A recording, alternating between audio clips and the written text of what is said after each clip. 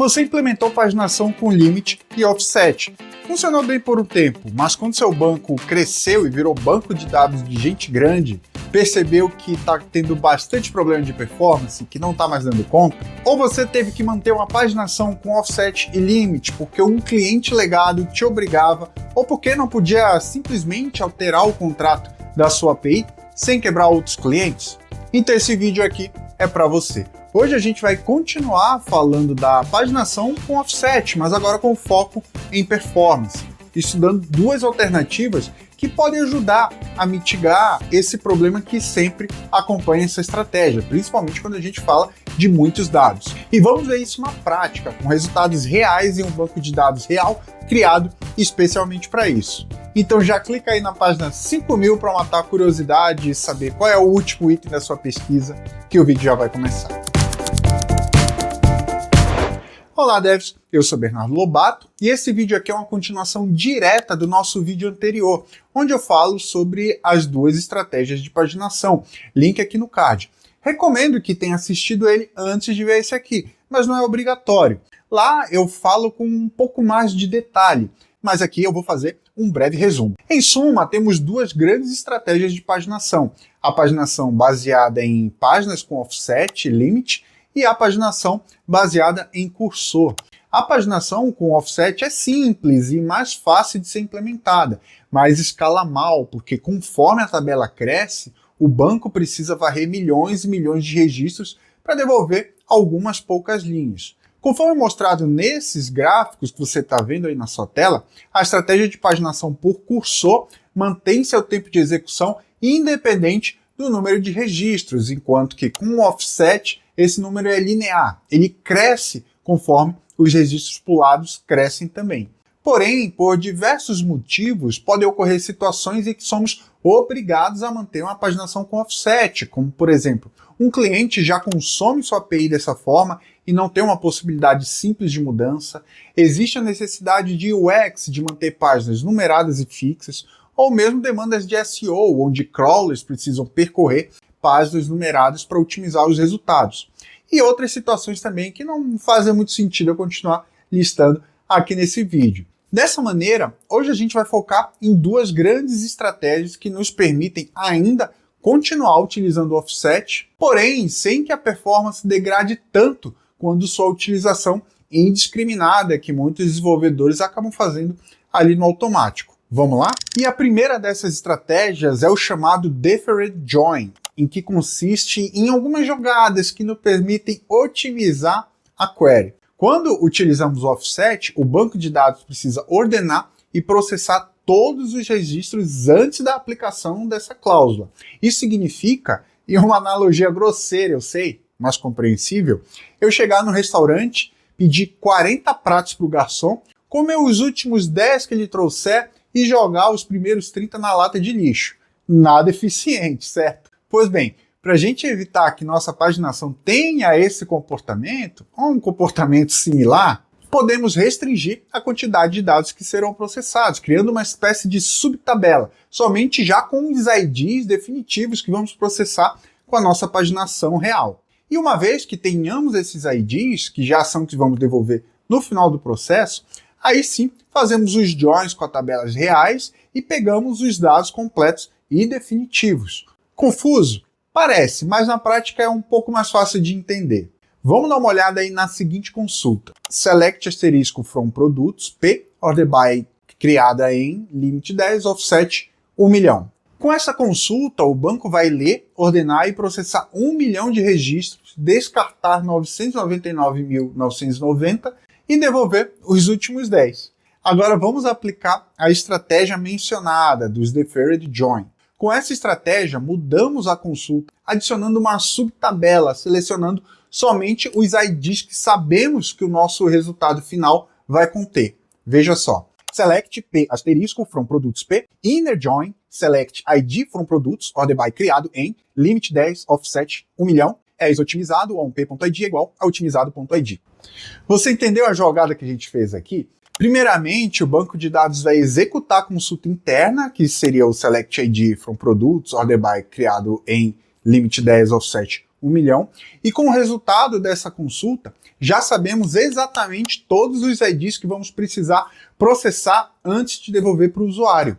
O ponto mais importante aqui é perceber que essa consulta interna traz somente os IDs, não traz todos os campos, e muito menos os joins específicos com outras tabelas, e é daí que vem parte desse ganho de performance. Com essa projeção, a query fica bem mais leve. O outro grande segredo aqui é que o banco de dados consegue resolver essa subquery inteira sem necessariamente tocar no disco. Ele olha apenas para a árvore do índice, que geralmente já está ali na memória RAM do servidor, e encontra os IDs ali mesmo, e ele só vai buscar os restantes das colunas para os 10 IDs que ele já encontrou. Portanto, e isso é mandatório, o campo pelo qual é feita a query interna, por exemplo, a ordenação e os filtros, devem sim fazer parte de um índice, senão corremos o risco de não ser tão performáticos assim. Agora sim, executando a query externa, processando todos os dados somente em cima dos IDs já calculados, é que serão devolvidos aos nossos clientes. Agora vamos a um teste prático. Eu criei um banco de dados com uma massa semi-randômica aqui e um container aqui mesmo na minha máquina, para que a gente possa ver isso tudo funcionando na prática. A estrutura da criação do banco está aí na tela, e se alguém quiser o script real para testar por si só, dá um salve para mim lá no LinkedIn que eu mando sem problema nenhum. O link vai estar aqui na descrição. Eu não quis subir esse script aqui no YouTube porque eu não sei exatamente qual a política dele para lidar com esse tipo de script, né? Então, melhor evitar, se tratando de YouTube. Serão 3 tabelas, a tabela cliente, pedidos e item pedido, sendo essa última com 30 milhões de registro e que vamos simular um select que um front-end faria para obter uma paginação. Mas antes de continuar, galera, já checa se deixou o like, confere sua inscrição, deixa aquele comentário para o YouTube recomendar esse vídeo para mais gente, combinado? A cada like, o YouTube repassa esse vídeo para mais 5 ou 10 pessoas, então se você está gostando desse tipo de material, peço o seu apoio. Voltando para o vídeo. Agora eu vou mostrar brevemente os scripts que eu fiz para alimentar esse banco de dados. Se quiser olhar com mais calma, pode pausar o vídeo ou solicitar o script via LinkedIn, como eu comentei. Agora eu vou mostrar as 2 queries que eu utilizei para demonstrar a efetividade ou não do deferred join. A primeira é uma query tradicional e traz os dados normalmente, como um desenvolvedor faria se não tivesse ali maiores restrições. Select, p.id, p.status, p.valor total, p.criado em, c.nome, c.email, i.nome do produto, i.descrição, quantidade, preço unitário, from pedidos, p, join cliente c, on c.id igual a p.id, join pedido i, on i.pedido id igual a p.id, order by criado em, desk, limit, offset. Já essa segunda query mostra a estratégia sendo utilizada ativamente, com a query interna utilizando somente o que é necessário para processamento na query externa, e já trazendo os IDs que irão para o resultado final. Select, p.id, p.status, valor total, criado em, nome, e-mail, nome do produto, descrição, quantidade, preço unitário, from. E aqui está o pulo do gato. Select ID, client ID, from pedidos, order by, criado em, desk, limite 50, offset, offset. E agora sim, externamente eu faço os joins com cliente e com itens pedido baseado no ID. Até aqui tudo bem, gente? Acho que a query está bem tranquila, né? As duas. Para cada um dos nossos testes, a única coisa que vai mudar em cada query é o valor ali do parâmetro offset correspondente, que vamos variar em cada experimento. Vamos começar inicialmente com offsets de 10 mil registros e ir subindo progressivamente. E assim a gente vai comparando a diferença. Começando com um offset de 10 mil registros, já conseguimos perceber alguma diferença. Enquanto a utilização sem o deferred join executa em 0.192 milissegundos, a com deferred join executa em 0.014 milissegundos. Uma baita diferença. Mas ainda assim estamos na base dos milissegundos. Agora vamos passar para o nosso teste com 100 mil registros. Aumentando o nosso offset para 100 mil, já conseguimos ter um ganho significativo com o uso dessa estratégia. Sem o uso do deferred join, a query roda em 2,14 segundos, enquanto com o uso da estratégia, o valor é de 1,035 segundos. A diferença ainda está parecendo pouca para você. Agora a gente vai aumentar mais uma vez o nosso offset para 1 milhão de registros. Aqui, para mim, o uso da query normal já se torna proibitivo, pois temos o resultado dela sendo entregue em 3 minutos e 35 segundos, algo que já retornaria timeout em qualquer API que tenha isso bem configurado. Enquanto que utilizando a nossa estratégia, o número cai para 9,49 segundos. É alto, eu sei, mas sem comparação com o anterior, concorda? E eu fiz mais um teste, quis ir um pouquinho mais além, com offset com 10 milhões de registros. Esse aqui, mais para o nosso deleite mesmo. Mas deu para ver como a performance degrada quando aumentamos esse número. Sem o Deferred Join, a consulta levou 12 minutos e 22 segundos para rodar. Enquanto que, quando aplicamos a nossa estratégia, a duração cai para, pasmem, 46 segundos. Ainda é alto, mas se for uma API consumindo, como para algum tipo de sincronia, ainda é um prazo razoável, vai. Bem impressionante, né, gente? E a melhor parte é que com essa estratégia, a gente não abre mão de nada, nem de utilizar número de páginas e nem da limitação dos resultados. Além da gente também não mudar o nosso contrato de API, que permanece o mesmo, e todo mundo que já está conectando nela vai continuar conectando sem nenhum problema. Agora, um ponto importante também é que, conforme eu mencionei, esse teste foi feito na minha máquina com container. Em um servidor de banco de dados tradicional, com múltiplos usuários acessando e outras variáveis sendo levadas em consideração, esse número tem uma boa margem para poder variar ali para mais e para menos. Mas ainda assim, considero um teste bem válido. O que você acha? A segunda estratégia que vamos falar aqui no nosso vídeo é a chamada limitação do deep paging, ou seja, ela consiste em evitar que o usuário chegue à página 5000, por exemplo. É uma estratégia semelhante ao que o Google ou o Elasticsearch fazem hoje em dia. Se você faz uma consulta no Google, por exemplo, e o resultado é de alguns milhões de registros, ele só permite que você navegue até determinada página, como mostra a imagem e como a gente viu no vídeo anterior. Você pode fazer o teste aí, inclusive, por sua conta. Afinal, se existem tantos resultados assim, o ideal nesse caso é que a busca seja refinada para trazer resultados mais coerentes com o que o usuário busca, de acordo? É isso que essa estratégia visa promover.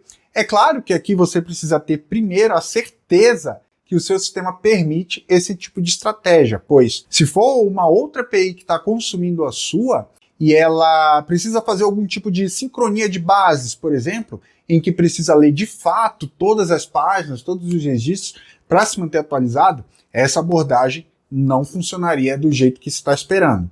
Agora, se for simplesmente um front-end que exibe algumas linhas de informação para o usuário de acordo com filtros que ele tem em tela, que ele seleciona, talvez seja perfeitamente possível, inclusive encorajado. E a implementação dessa estratégia também é bem mais simples. O back-end valida o parâmetro offset. Se, por exemplo, page vezes size for maior que o meu limite que eu estou permitindo tolerar, a requisição retorna um erro, ou simplesmente limita o resultado com o máximo que eu configurar ali, alterando dinamicamente o valor do offset para o maior valor aceitável para a sua API. Com essa estratégia, a gente também tem um efeito colateral bom. Ela evita que o banco de dados fique sobrecarregado por consultas pesadas, ou até possíveis ataques de DDoS, por exemplo. E também força o usuário a refinar os seus filtros de busca, usando assim de melhor maneira os nossos índices, correto? No final das contas, acho que ficou claro aqui no vídeo. Paginação com offset não é um erro. Se nós entendemos como o nosso sistema funciona e como ele é utilizado de verdade, temos alternativas muito viáveis para sua utilização. Se você sabe que a sua tabela não vai passar de alguns milhares de registros e a paginação é utilizada por poucos processos e usuário, pode ser sim uma alternativa barata e eficiente. E é quando esses números aumentam que a preocupação começa. Porém, com estratégias como o Deferred Join, dá para ganhar ordens de grandeza em performance sem quebrar contratos, sem mudar UX e sem reescrever a API inteira.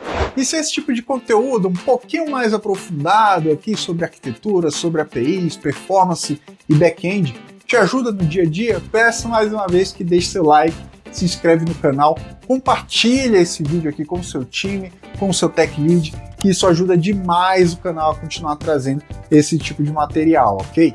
Gente, tem muito mais material sobre paginação para falar, mas só com receio de que esteja ficando já meio maçante. Comenta aqui embaixo se te agrada mais material sobre isso, trazendo outras abordagens, outras estratégias que eu providencio novos vídeos, ok? Agradeço mais uma vez a sua audiência e a gente se vê no próximo vídeo.